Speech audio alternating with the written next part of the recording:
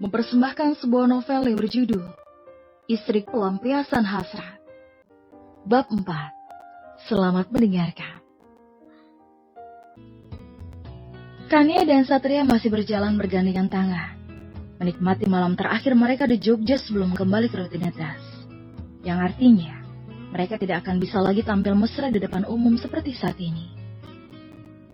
Besok pagi aku udah balik, karena besok siang aku ada rapat, kata Satria. Kania bersorak dalam hati. Dia menundukkan kepala sambil senyum-senyum membayangkan hari bebasnya tanpa Satria.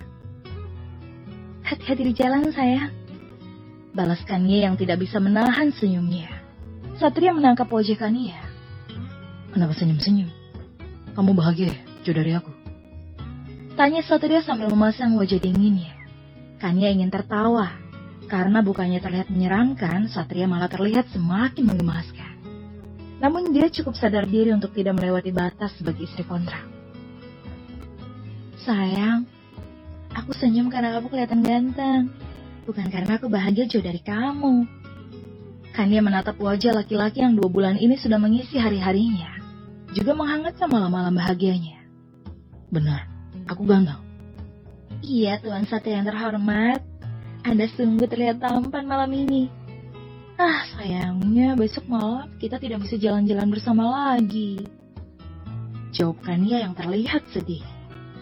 Kalau begitu kita nikmati saja malam ini sebagai malam terindah. Satria merangkul tubuh Kania. Satria juga ingin menikmati hari bebasnya ini, karena belum tentu mereka mendapatkan momen-momen berdua seperti saat ini lagi. Kania dan rombongannya sudah sampai di ibu kota tepat saat hari telah gelap.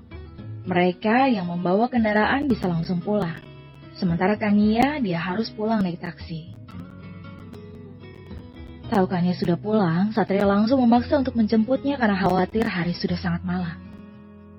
Kania harus memikirkan tempat yang tepat karena tidak mungkin dia dijemput di kantor mereka. Akhirnya Kania mengirimkan alamat halte yang cukup jauh dari kantor. Dan ia memutuskan untuk naik ojek online supaya lebih cepat sampai. Semoga saja Pak Satria belum sampai. Bisa gawat kalau dia sampai lebih dulu. Kania harap-harap cemas sambil menatap ponselnya. Sementara itu, Satria sudah sampai di halte yang Kania katakan. Tapi tidak ada tanda-tanda wanita itu datang. Perasaan Satria mendadak khawatir. Takut jika Kania kenapa-napa sebelum dia sampai. Laki-laki itu menunggu di mobil sambil berusaha menelpon Kania. Tepat sebelum telepon diangkat, Kania turun dari boncengan seorang laki-laki. Satria yang kesal langsung turun dari mobil dan menghampiri Kania. Namun belum sempat dia menginterogasi, tukang ojek yang membonceng istrinya, laki-laki itu sudah melarikan diri. Siapa dia? Tanya Satria yang memasang raut serius. Aduh, jujur enggak ya? Bisa ngamuk nanti dia. Batin Kania. Itu tukang ojek, sayang. Udah yuk pulang. Ajak Kania sambil merangkul tubuh Satria. Kenapa naik ojek? Aku bisa jemput ke kantor kan? Tanya Satria sambil membukakan pintu mobil untuk Kania. Aku udah pesan ojek tadinya, sayang. Aku gak enak kalau cancel dia. Kan dia juga cari uang, sayang. Oke, aku percaya. Sebagai gantinya kamu malam ini 3 kali keluar, kata Satria yang kemudian menutup pintu mobil dan berjalan memutarinya. Mendengar permintaan Satria, Kania tentu tidak terima. Sayang, aku baru sampai loh. Capek banget. Kania menatap suaminya yang baru masuk ke mobil dan malah nyengir kuda. Aku gak mau tahu, balas Satria yang kemudian menyalakan mesin mobilnya. Mereka saling berdebat, tapi perdebatan itu justru membuat Kania dan Satria semakin mesra. Keduanya semakin dekat seolah tidak ada Felicia di antara hubungan mereka. Mereka akhirnya pun sampai di apartemen. Saat baru keluar dari apartemen, tiba-tiba ponsel Satria berdering. Satria terpaksa menjawab panggilan itu karena Felicia yang menelponnya. Kania, sebentar. Ia langsung menggeser tombol penjawab telepon di layar ponselnya. Halo? Halo sayang, kamu lagi di mana? Tanya Felicia. Aku lagi di apartemen, sayang. Kenapa? Jangan bohong sayang. Ini aku di depan apartemen kamu. Aku pencet bel dari tadi nggak ada yang buka. Emang kamu nggak dengar sayang? Feli di apartemen. Aduh, gawat. Batin Satria yang cemas. Ini aku di parkiran, sayang. kamu beneran di apartemen? Oke, aku segera ke sana. Tunggu ya, jangan kemana-mana. Jadi istrinya pulang lagi. Itu artinya aku tidur sendirian lagi. Batin Kania. Satria sudah memasukkan ponselnya dan berjalan menuju lift. Istri kamu pulang ya sayang? Tanya Kania yang berjalan mengekor di belakang Satria. Iya Kania, kayaknya kita harus pisah lagi. Kamu gak apa-apa kan? Aku gak apa-apa, kamu naik duluan aja, biar aku tunggu setelah kamu naik. Kata Kania sembari memasang senyum simpulnya. Jangan menelpon ya, aku akan usahakan untuk menemuimu. Satria pun masuk ke lift terlebih dulu. Meski unit tempat tinggal pribadinya dan unit tempat tinggal Kania yang biasa mereka tinggali bersama itu berbeda lantai, tetap saja, jalan terpisah adalah cara terbaik untuk menghindari Felicia. Kania mengangguk pasrah. Sebagai istri kontrak yang dirahasiakan, ia sadar posisinya akan mengganggu hubungan Satria dan istri sahnya. Jika Satria itu diibaratkan mobil, maka dia hanyalah sebuah bengkel yang menjadi tempat sementara untuk memenuhi kebutuhannya. Dan Felicia adalah garasi yang menjadi tempat ternyaman untuk pulang. Tidak mungkin kan jika mobil akan tinggal selamanya di bengkel? Akan ada saatnya dia harus pulang dan berbahagia. Namun saat dia membutuhkan sesuatu, Kania tetap menjadi bengkel yang menyambutnya penuh sukacita. Kania memasuki apartemen dengan perasaan kosong. Tidak ada seseorang yang tiba-tiba mencium dan membawanya ke kasur seperti biasa. Aneh memang, tapi sepertinya Kania mulai merindukan Satria. Sementara di unit lain, Satria sedang berciuman mesra dengan Felicia, wanita cantik yang sangat ia puja sejak lama. Sayang, kenapa tiba-tiba pulang dan langsung ke sini? Aku kan bisa jemput ke bandara. Satria melepaskan ciuman itu. Dia selalu tergoda dengan pesona Felicia setiap kali berhadapan langsung dengan wanita itu. Katakanlah Satria bodoh, tapi memang seperti itulah kenyataannya. Hampir 10 tahun mereka bersama, dan Felis selalu mengisi hati Satria dengan penuh warna. Meski sekarang juga ada Kania, tapi Kania jelas berbeda dengan Feli yang lebih lama mengenalnya. Aku lagi free sayang. Lagi pula sudah lama aku tidak cuti panjang kan? Kamu tahu aku sangat merindu kamu. Jawab Felis sembari melepaskan satu persatu kancing ke meja Satria. Aku juga merindukanmu sayang.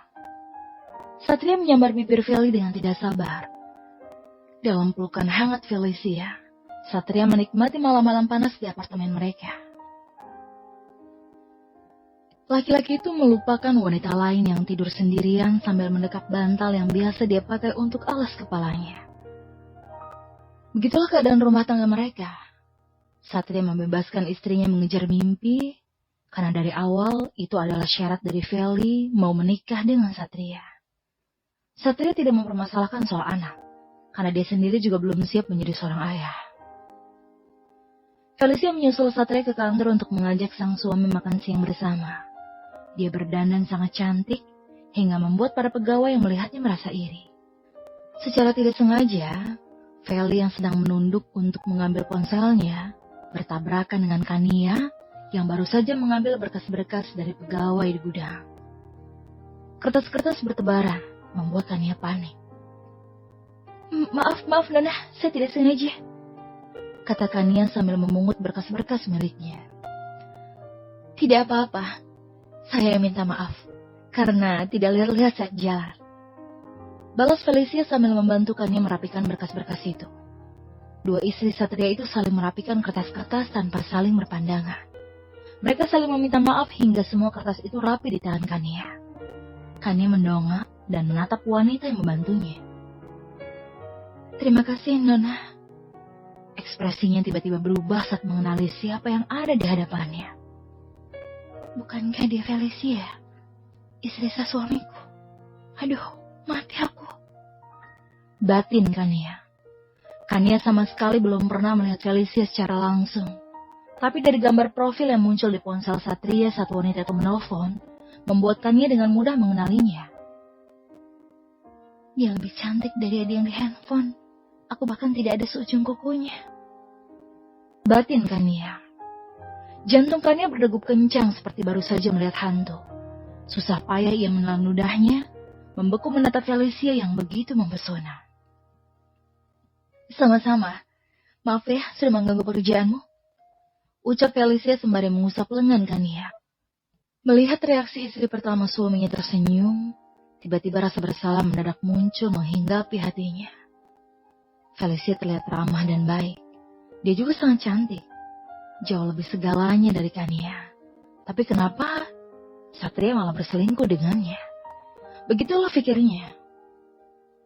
Maaf Nona. Kania menunduk. Dia tulus meminta maaf karena merasa bersalah sudah merebut suami wanita itu. Nia, panggil Winda. Teman Kania itu memang sengaja menyusulnya karena khawatir Kania tidak juga kembali. Padahal hanya mengambil berkas yang dibawa orang gudang itu di lobi. Nama kamu Nia ya? Kamu kenapa nunduk gitu sih Nia? Kamu takut sama saya apa sama manajer kamu? Tanya Felicia yang entah kenapa jadi ingin akrab dengan Kania. Dia tidak tahu saja, wanita di hadapannya adalah wanita yang ditiduri suaminya. Maaf, saya harus kembali Nona, permisi.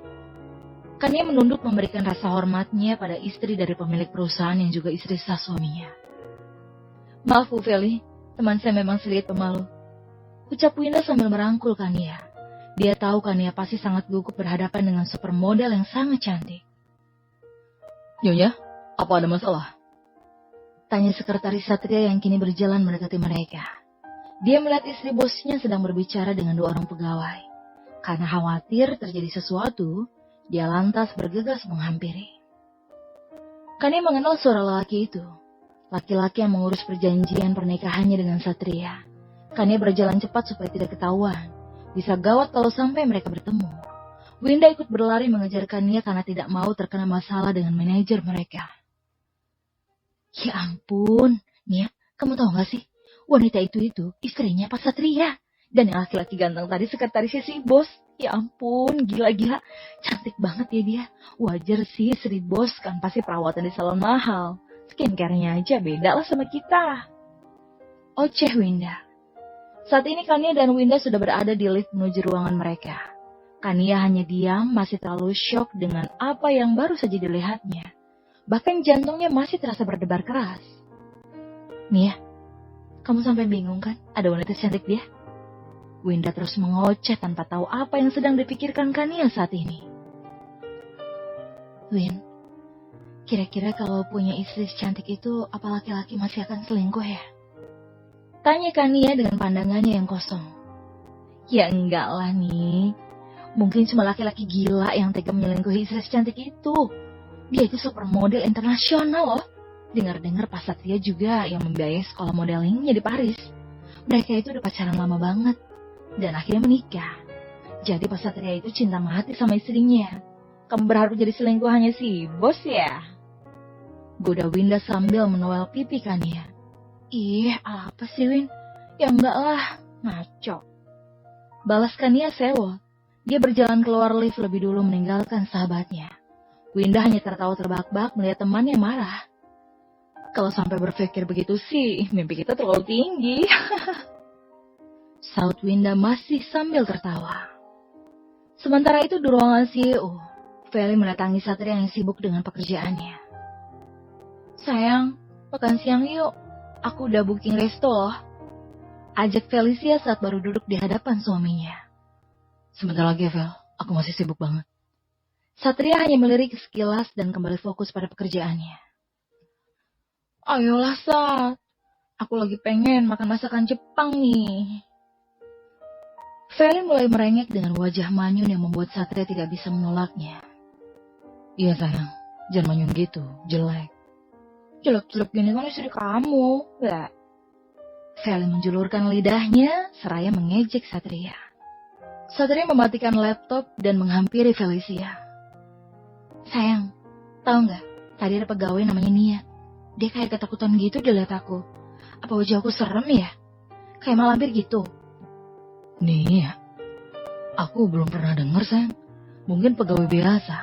Lagi pula kamu itu cantik. Mungkin dia bukan ketakutan, tapi terlalu kagum. Balas Satria. Kemudian mereka berjalan keluar dari ruangan Satria. Tanpa mereka tahu, yang sedang mereka bicarakan adalah Kania, orang ketiga dalam kehidupan rumah tangga mereka. Bersambung.